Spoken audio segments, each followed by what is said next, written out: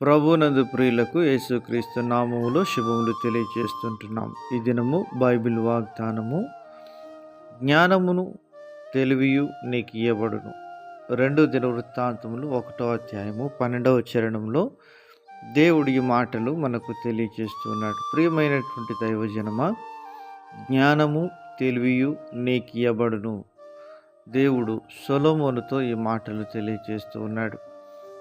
భక్తుడైనటువంటి దావీదు తన యొక్క జీవితంలో అవసాన కాలమున తదనంతరము తన కుమారుడైన సొలొమోనును దేవుడు ఇశ్రాయేలుపై రాజుగా దావీదు ద్వారా దేవుడు నియమిస్తూ వచ్చినాడు.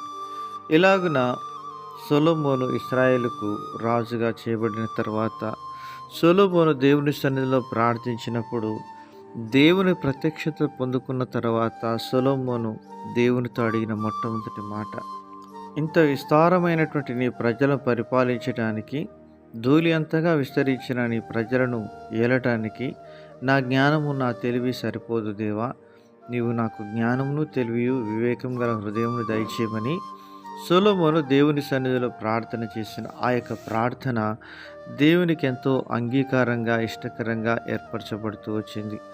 ప్రియమైనటువంటి దేవుని ప్రజలారా, దేవుడు మాట్లాడుతున్నాడు. శత్రువుల ప్రాణంనైనను ఐశ్వర్యంనైనను అడగక జ్ఞానమును వివేకమును తెలివిని అడుగుతూ వచ్చినవి గనక వాటితో పాటు వీటిని కూడా నీకు నేను అనుగ్రహిస్తాను అని చెప్తూ వచ్చినాడు. ప్రియమైనటువంటి దేవుని ప్రజలారా, ఇక్కడ మనం తెలుసుకోవాల్సిన విషయం ఏంటంటే, జ్ఞానము అనగా ప్రభువైన యేసుక్రీస్తు వారికి గుర్తుగా ఉంది. కొలస్సీలకు రాసిన పత్రిక 2వ అధ్యాయం 3వ వచనంలో రాయబడుతుంది, బుద్ధి జ్ఞానములు సర్వసంపదలు ఆయన యందు గుప్తములై ఉంటున్నవి.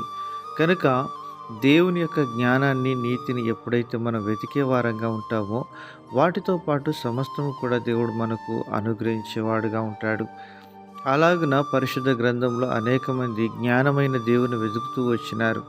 అందును బట్టి వారు సమస్తాన్ని పొందుకుంటూ వచ్చినారు. రూతు తన జీవితంలో వైధవ్యంలో జ్ఞానమైనటువంటి దేవుణ్ణి తన అత్త అయినటువంటి నయోమిలో చూచి వెతుకుతూ వచ్చింది. అందును బట్టి తన జీవితంలో నూతనమైనటువంటి ఆశీర్వాదాలు పొందుకోవడమే కాకుండా యేసుక్రీస్తు ప్రభువారి వంశావళిలో చేర్చబడుతూ వచ్చినట్లుగా మనం చూడగలుగుతున్నాం.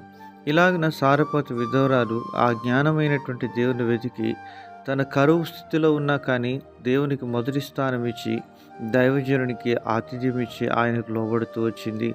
అందును బట్టి కరువు దినాల్లో వారు పోషించబడుతూ వచ్చినారు. మన జీవితంలో కూడా ఆ రీతిగా చేసి దేవుని గణపరచుదుము గాక.